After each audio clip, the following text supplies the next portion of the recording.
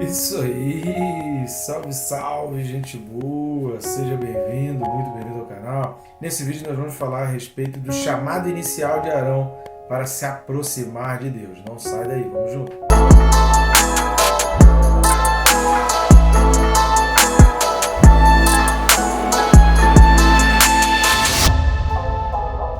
Só não deixe de se inscrever, né, querido? Clica aí, bem rápido e fácil, vai clicar no botão inscrever-me, pronto, já vai estar inscrito. E não se esqueça de quê? Clica no sininho, olha ele aí, querido. Clicando no sininho você é notificado a cada vídeo novo.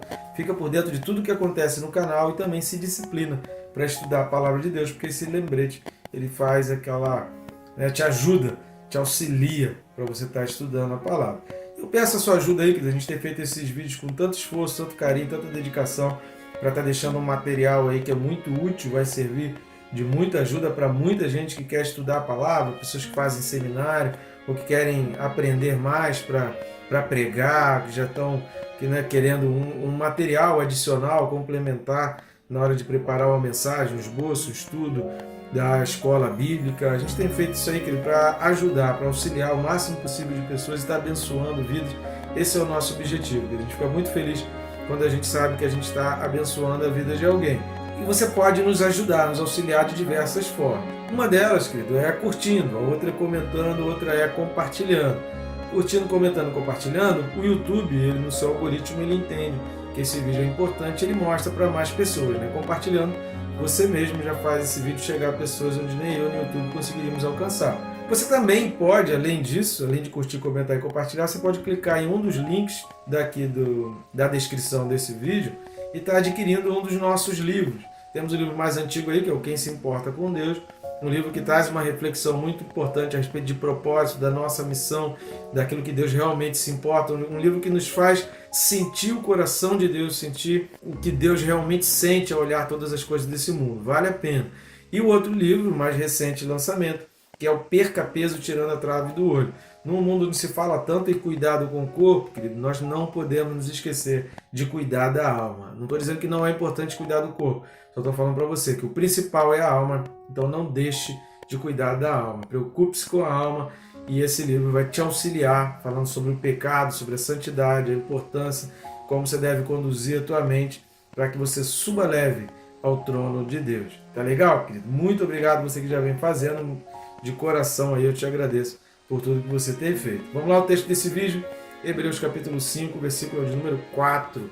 Hebreus 5, 4 diz assim: Ninguém, pois, toma esta honra para si mesmo, senão quando chamado por Deus, como aconteceu com Arão. O chamado inicial de Arão para se aproximar de Deus. O que a gente precisa entender, a gente vai falar um pouco aqui sobre o chamado original de Arão, mas a gente não pode tirar de mente. E o autor vem trazendo aqui, e é uma coisa que ele vem falando, está intrínseco nessa questão da honra, que a gente vai falar aqui, dessa oportunidade de estar servindo ao Senhor, de estar prestando um serviço ao Senhor. A gente precisa se sentir honrado em saber que a gente está fazendo algo para o Senhor. Então vamos lá, começando por essa expressão honra. Antes de mais nada, antes da gente falar sobre a frase onde essa palavra honra está inserida, a gente precisa falar sobre honra, porque ser escolhido por Deus é uma honra, ser chamado por Deus para estar perto dele é uma honra. Sabe, executar algo na obra de Deus, você tem que se sentir honrado. E essa palavra honra, ela está relacionada a valor, ela está relacionada a um preço. Isso significa que você dá àquela função, àquele ofício, o valor mais alto, que você dá o valor que te custa mais, você coloca em alto escalão e você tem como alto preço aquele ofício, aquela atividade, porque você sabe que para o Senhor tem que ser o melhor, tem que ser excelente e você tem que oferecer muito mais. Lembra de Davi, diante da era de Araúna, Davi queria adquirir, aquilo estava até sendo ofertado, você pode usufruir disso aí, pode ter isso aí de graça. Davi fala assim: eu não quero sacrifício que não me custe nada, porque a honra é tanto que o preço que eu dou aquilo dali é alto, porque a palavra honra significa preço, a palavra honra significa o custo, significa o valor que você agrega aquilo dali, é o valor agregado. Se é uma coisa que é de qualidade inferior, o preço é 1. Quanto melhor a qualidade, mais alto o preço. quanto melhor for o resultado, quanto melhor aquilo atingir o resultado, ou mais rápido atingir o resultado, mais caro aquilo é. Henry Ford, uma vez ele foi chamado para, só um parênteses aqui, mas Henry Ford ele foi chamado uma vez para consertar um determinado problema mecânico num carro. Vários mecânicos já tinham passado, aquela pessoa ali, sabe, muita gente cobrou pouco, cobrou bem baixinho, mas não conseguia resolver, ninguém conseguia resolver o problema daquele carro. E aí Henry Ford foi lá, em 2 minutos ele executou. Aí o cara falou assim, pô, cara, tá cobrando isso tudo? E Henry Ford botou o preço lá em cima. Você tá cobrando isso tudo, cara, com um serviço que durou 2 minutos? Ele, não tô te cobrando pelos 2 minutos da execução desse serviço. Eu tô te cobrando pela minha capacidade de conseguir resolver o teu problema. Estão entendendo a diferença? Então, quando você resolve o problema, cara, isso não tem preço, ou melhor, isso tem um preço muito alto. Isso vale muito mais do que você pagar pouco e continuar com o problema. Segunda coisa que a gente vai ver, aí é onde a honra está inserido. Ninguém, pois, toma essa honra para si mesmo. A honra de servir ao Senhor, ninguém toma para si mesmo. Essa não era uma função que era decidida pela própria pessoa. Ou seja, o que o autor está querendo trazer para nós aqui, com relação a esse ofício, essa escolha de Deus, é que não era algo que a pessoa queria fazer. Eu quero fazer, eu não tomo isso, eu não tomo esse preço por mim mesma, porque eu quero, eu resolvi, por favor, quero trabalhar de sumo sacerdote. Não era assim que a coisa funcionava, não era uma coisa que você ia lá, mandava um currículo, eu quero trabalhar disso daí, eu quero ser sumo sacerdote. Não era isso, era um ministério de Deus. Vamos dar uma lida na escolha de Arão? Está lá em Êxodo capítulo 28, versículo 1 e 2. Êxodo 28, 1 e 2. Faze também vir para junto de ti Arão, teu irmão, e seus filhos com ele, dentre os filhos de Israel, para me oficiarem como sacerdotes, a saber, Arão e seus filhos, Nadab, Abiú, Eleazar e Itamar. Farás vestes sagradas para Arão, teu irmão, para glória e ornamento. Deus está dando a honra ao sumo sacerdote e fazendo com que o sumo sacerdote tenha perante o povo uma honra. Mas por quê? Porque foi Deus que escolheu, foi Deus que chamou. Deus disse para Moisés, vai lá e escolhe, porque ele é útil. É como Deus falou lá com Paulo, separai-me, pois, porque ele é útil para a obra. É o Senhor quem está escolhendo. Isso é uma honra tremenda e isso a gente não pode esquecer desse poder, dessa escolha de Deus, dessa tremenda honra. E é isso que o autor está dizendo aqui. Ninguém faz isso por si mesmo. Não é uma coisa que a pessoa pode fazer ou pode escolher. É porque isso é escolhido de Deus. Vamos dar mais uma lida num outro texto que é Números, capítulo 17, de 1 a 11. Números 17, de 1 a 11. O que está acontecendo aqui? Você precisa ler Números 16, onde o sacerdócio de Arão ele é confrontado. As pessoas fazem uma afronta com Arão, né? Corá, Datã e Abirão, lá no capítulo 16 de Números, eles fazem essa afronta, eles fazem esse questionamento com relação a Arão. E aí, em função disso, surge o que está aqui narrado em Números 17, a partir do 1. Disse o Senhor a Moisés, fala aos filhos de Israel e recebe deles bordões, um pela casa de cada pai de todos os seus príncipes, segundo as casas de seus pais, isso é, 12 bordões. Escreve o nome de cada um sobre o seu bordão. Porém, o nome de Arão escreverás sobre o bordão de Levi, porque cada cabeça da casa de seus pais terá um bordão. E os porás na tenda da congregação perante o testemunho, onde eu vos encontrarei. O bordão do homem que eu escolher, esse florescerá. Assim farei cessar de sobre mim as murmurações que os filhos de Israel proferem contra vós. Ou seja, Deus iria escolher o bordão que iria florescer. Falou, pois, Moisés, versículo 6, aos filhos de Israel, e todos os seus príncipes lhe deram bordões. Cada um lhe deu um, segundo as casas de seus pais. 12 bordões, e entre eles o bordão de Arão. Moisés pôs estes bordões perante o Senhor na tenda do testemunho. No dia seguinte, Moisés entrou na tenda do testemunho, e eis que o bordão de Arão, pela casa de Levi, brotara. E tendo inchado os gomos, produzira flores, e dava amêndoas. Então Moisés trouxe todos os bordões de diante do Senhor a todos os filhos de Israel, e eles o viram, e tomou cada um o seu bordão. Disse o Senhor a Moisés, torna a pôr o bordão de Arão perante o testemunho, para que se guarde por sinal para filhos rebeldes.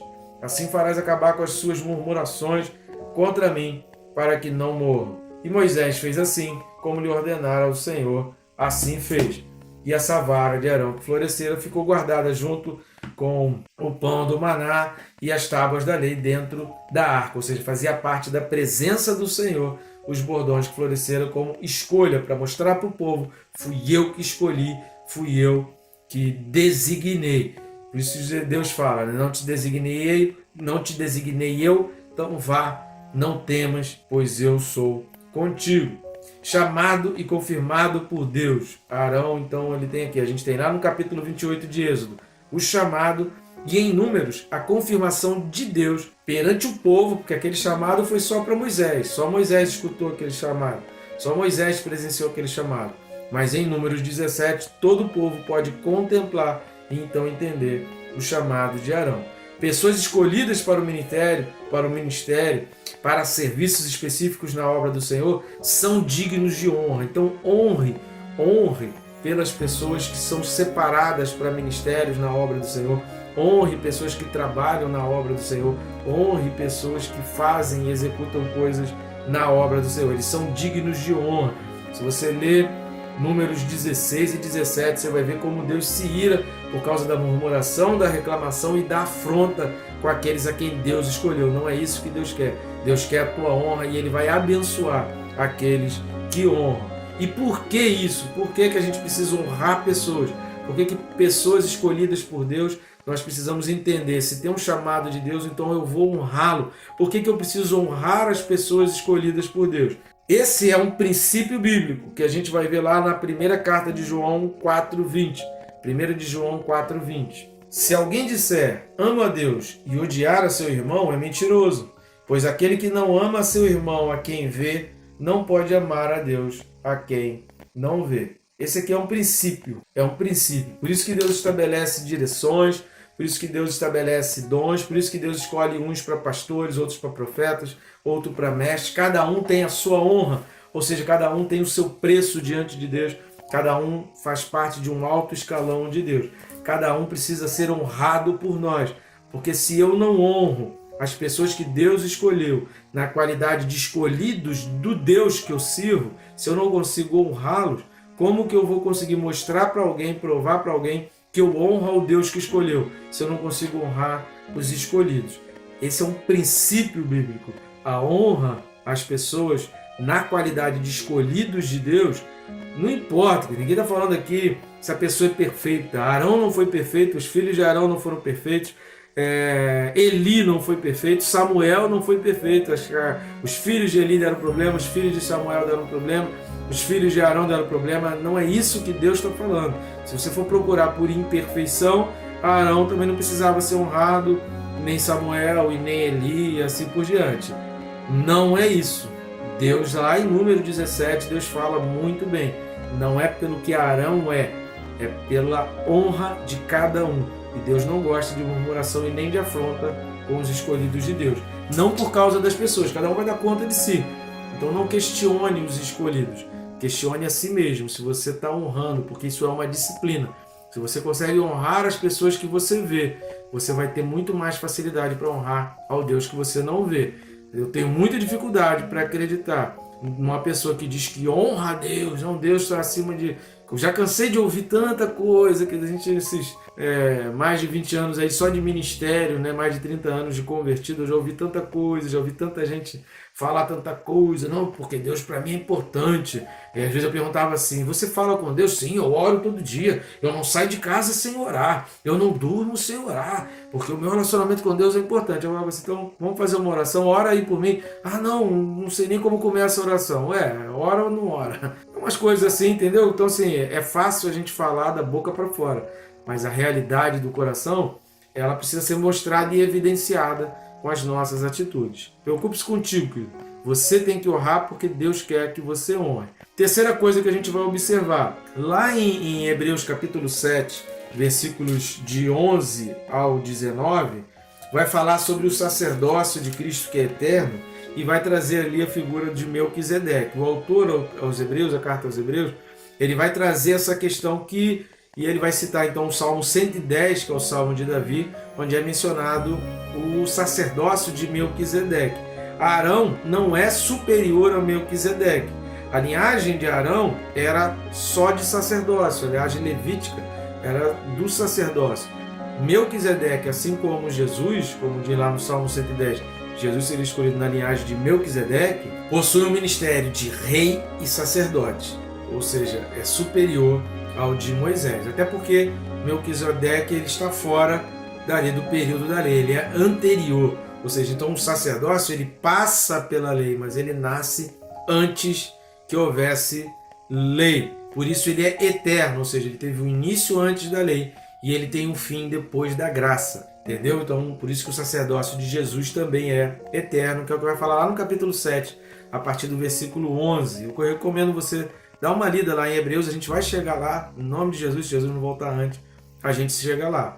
O autor aos Hebreus ressalta então aqui a importância e a honra que nós devemos dar à lei de Moisés. O autor não está desfazendo nem dizendo que a gente precisa se esquecer da lei de Moisés e do ofício de Arão. Não é isso que você tem que abolir e deixar isso de lado. Mas ele explica que a lei apontava para Jesus. Então é através da lei que eu identifico que eu tenho pecado e é através da lei que eu vejo a obra de Jesus. E quanto mais eu conheço, me aproximo da lei, mais valor e maior honra tem a obra de Jesus. E mais eu consigo entender a misericórdia, a propiciação e a redenção proporcionada por Jesus. Jesus é maior que a lei, mas não é substituto dela. A gente precisa entender isso.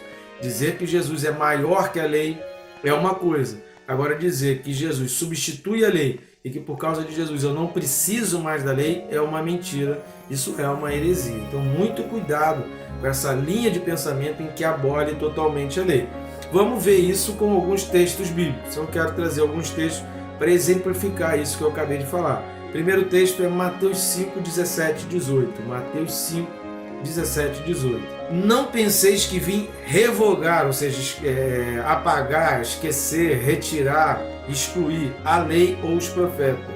Não vim para revogar, vim para cumprir. Porque em verdade vos digo, até que o céu e a terra passem, nenhum i ou um tio jamais passará da lei, até que tudo se cumpra. Até que tudo se cumpra. Ainda tem muita coisa da lei, tem muita coisa dos profetas, tem muita coisa do Antigo Testamento que ainda não se cumpriu, que foi profetizado para o final dos tempos. Então, até que tudo se cumpra, nem um i ou um tio, ou seja, podem ter partes da lei dos profetas que já tenham se cumprido, mas se ainda existe coisa para se cumprir, tudo é válido. Estão entendendo? A lei e os profetas são um conjunto de profecias e de apontamentos para o futuro.